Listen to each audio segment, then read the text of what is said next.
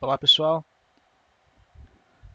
esse é o nosso terceiro encontro do curso Telefonia IP Cisco na Prática, onde nós, nessa altura do campeonato, já verificamos e já implementamos em laboratório a configuração do Cisco Call Manager Express, já configuramos um telefone e já temos uma noção dos comandos básicos e conceitos básicos de telefonia IP e comandos do Cisco IOS. Nesse nosso encontro, nosso objetivo é tratar da configuração de interfaces E1 em roteadores Cisco e o entroncamento SIP com o asterisk. Okay? Nossa topologia, vou logo apresentar para vocês, para que todos tenham conhecimento do ambiente que vai ser apresentado. Nós temos um roteador Cisco modelo 2911, como esse do desenho aqui, que inclusive é o mesmo roteador utilizado nos nossos laboratórios das aulas presenciais. Tá? Nós temos um notebook, onde nós vamos subir o softphone com o ramal 5001 registrado no asterisk, ok? Do nosso roteador, ele funciona ao mesmo tempo como Call Manager Express, sendo a central telefônica das extensões 2001 e 2002, até a figura está equivocada aqui, é 2001 e 2002. E ao mesmo tempo ele será o gateway de voz do asterisk, que vai fazer a interface entre a rede de telefonia IP, asterisk, com a rede pública de telefonia comutada. Nosso caso simbolizado por essa interface E1. Okay? Na nossa PSTN, na prática, isso aqui no meu laboratório também é um roteador, e temos um telefone ligado a uma interface FXS desse roteador, simulando então todo o ambiente da nossa PSTN. Ok? Então esse é o nosso ambiente de teste, nosso laboratório. Tratando então de modelos, né? Nosso laboratório consiste em telefones do modelo Cisco 7965. O switch é um 2960 PoE. No caso em questão, eu estou utilizando aqui um 2960 de 24 portas. O desenho está como 48, mas não há diferença para a gente. E em relação ao roteador, é até importante frisar que para que a nossa interface E1 possa funcionar adequadamente para o tráfego de voz, nós precisamos da nossa interface PVDM. Né? E conforme nós vimos no curso, existe essa conta relativamente simples, onde você vai atribuir PVDM3 32, esse 32 aqui no final, você vai associar aos 30 canais de um E1. Então, para que eu possa subir todos os 30 canais disponíveis de uma interface E1, eu preciso de uma PVDM com esse finalzinho aqui, 32. Ok, Patrick, eu tenho duas interfaces E1 no meu roteador. Eu preciso de qual tipo de PVDM?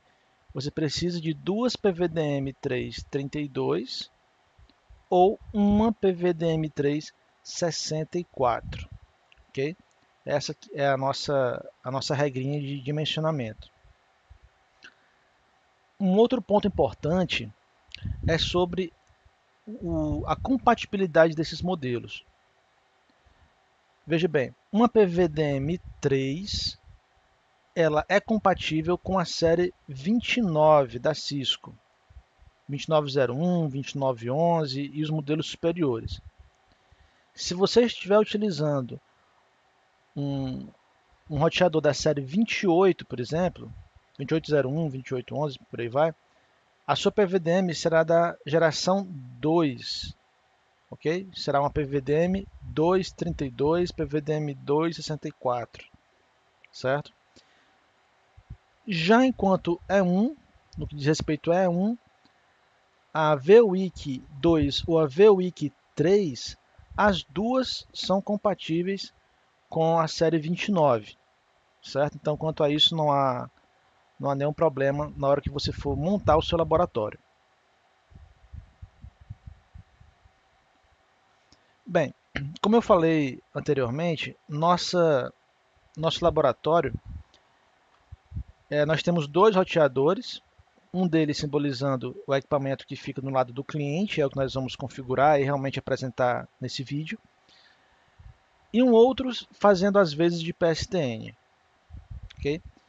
Para que você possa conectar dois roteadores através de uma interface E1, você precisa confeccionar um cabo crossover especial para E1.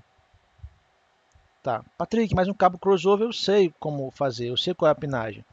Pois é, no caso da interface E1, o cabo crossover ele tem uma pinagem diferente. A inversão não será mais 1 com 3, 2 com 6, com um cabo Ethernet. Nessa figura você vai observar que um cabo crossover para T1 ou E1, você vai inverter os pinos 1 com 4 e o pino 2 com 5, independente do padrão de cores do seu cabo. Okay? Óbvio que eu estou tratando aqui de uma interface E1 no padrão de 120 ohms, onde ela é entregue no formato de interface RJ45, certo? Bem, então chegamos enfim na parte realmente interessante, onde é a configuração de uma interface E1 utilizando o protocolo ISDN-PRI. Eu vou dividir aqui a tela para que fique mais fácil a nossa compreensão. Pronto. Ok, já entrei aqui no nosso roteador. Esse roteador que eu estou na console dele agora, pessoal, é esse roteador do centro da nossa topologia, ok? Então vamos lá.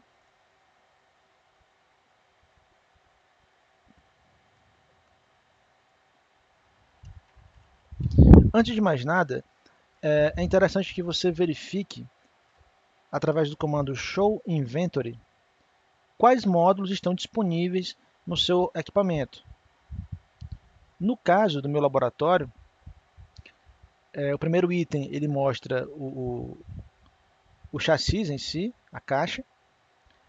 Em seguida, eu tenho uma HWIC1T, uma interface serial.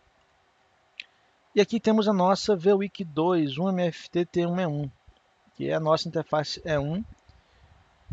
E fisicamente, esse comando show inventory, ele me diz que ela está instalada no slot 0 e no subslot 1. Isso vai ser muito importante quando nós formos ativar essa E1. Logo abaixo, nós temos a descrição das PVDMs. Veja, eu comentei um pouco anteriormente que para ativar os 30 canais de uma E1, eu precisava de uma PVDM 3 ou uma PVDM 2, dependendo do modelo do seu roteador, 32.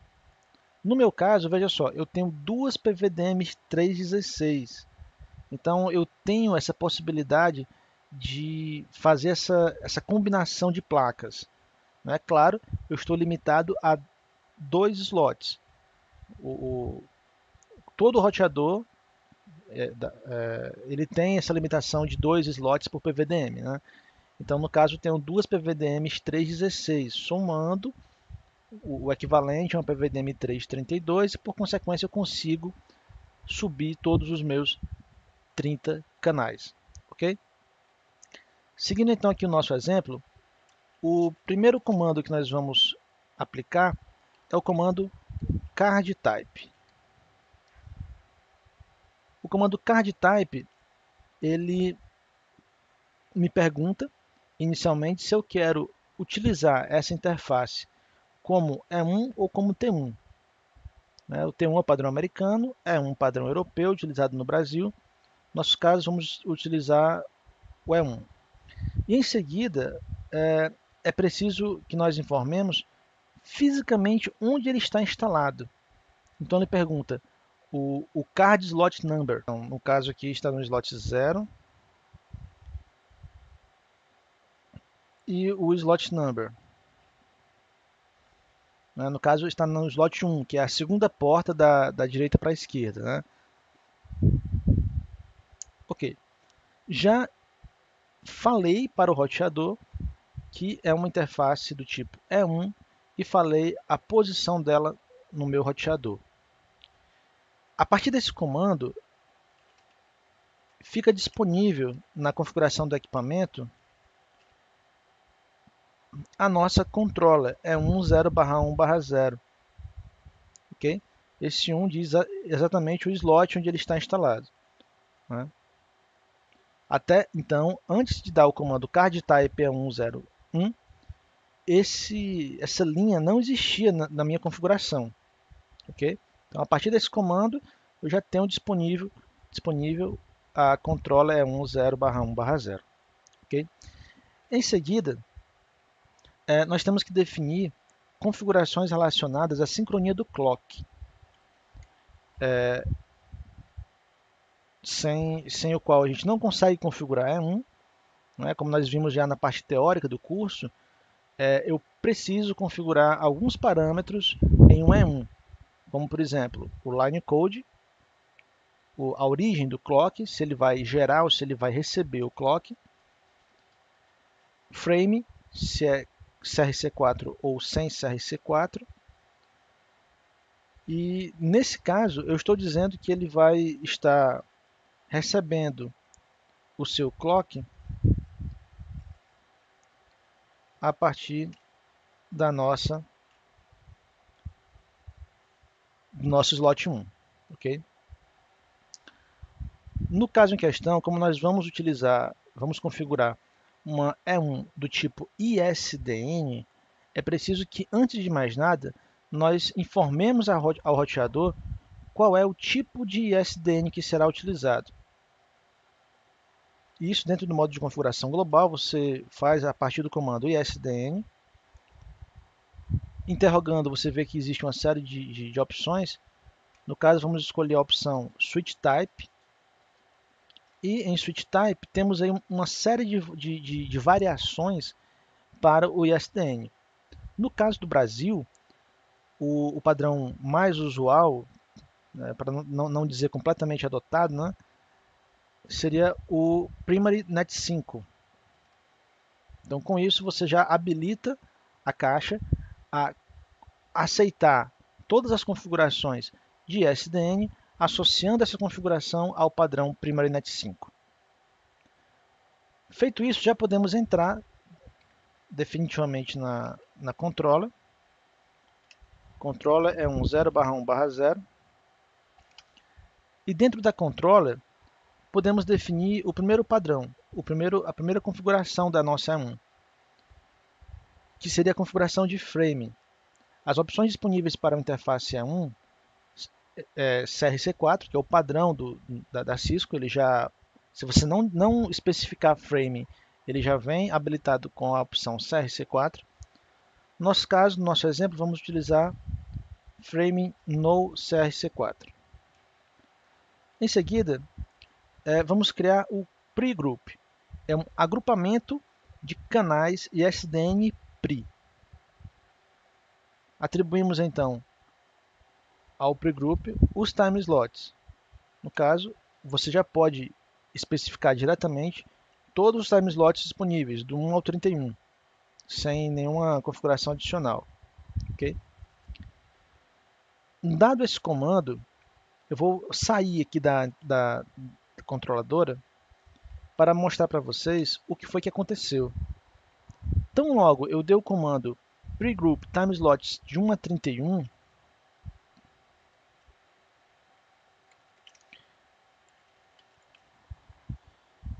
surgiu então essa configuração. Essa configuração não existia, eu não apliquei manualmente essa configuração.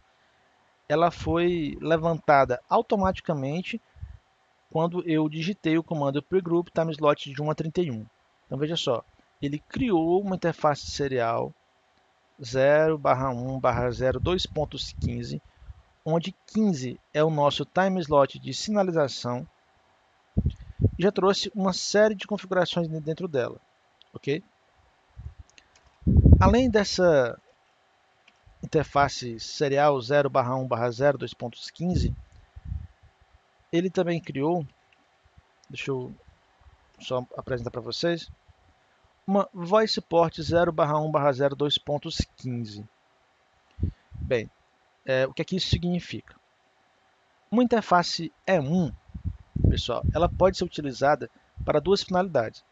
Eu posso utilizar uma interface E1 para voz, como é o caso do nosso exemplo, e eu posso utilizar uma interface E1 também para dados. É uma situação onde não preciso sequer utilizar PWDM, ok? Atualmente, não é algo usual utilizar uma E1 para dados, tendo em vista que já se tornou uma tecnologia muito antiga, né? A E1 ela chega no máximo a 2 megabits por segundo, e nós utilizávamos há um bom tempo atrás agrupamentos de time slots, não é? Como nós vimos na parte teórica do curso, cada time slot possui uma banda de 64 kbps. Então, por exemplo, se eu tenho uma matriz com uma E1 full, né, 2 megabits, todos os 30 canais habilitados, eu poderia segmentar essa minha E1 em vários canais menores e fazer com que houvesse conectividade com as minhas filiais, utilizando os meus time slots de 64K. Né?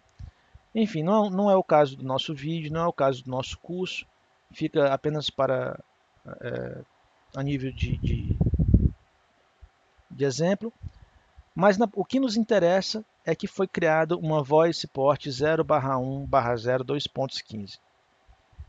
Essa Voice Port é extremamente importante porque é a partir dela que nós vamos fazer todo o nosso plano de descagem, que nós vamos ver um pouco mais à frente no vídeo.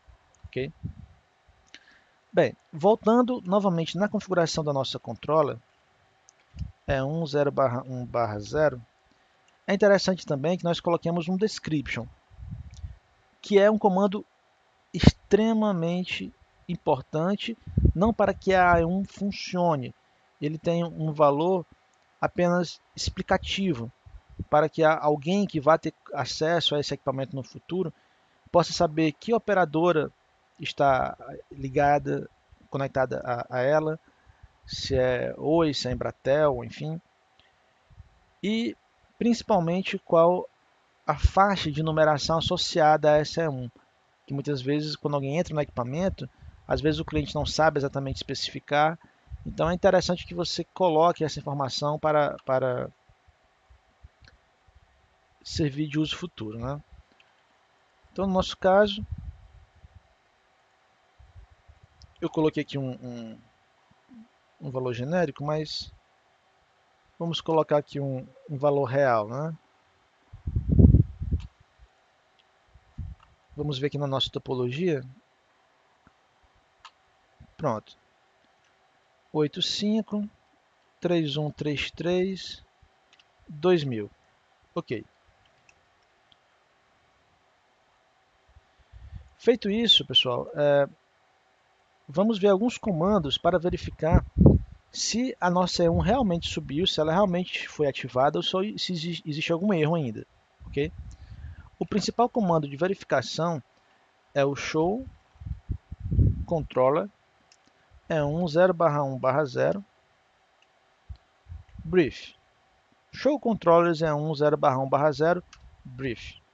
Veja só, temos a nossa E1 com status app,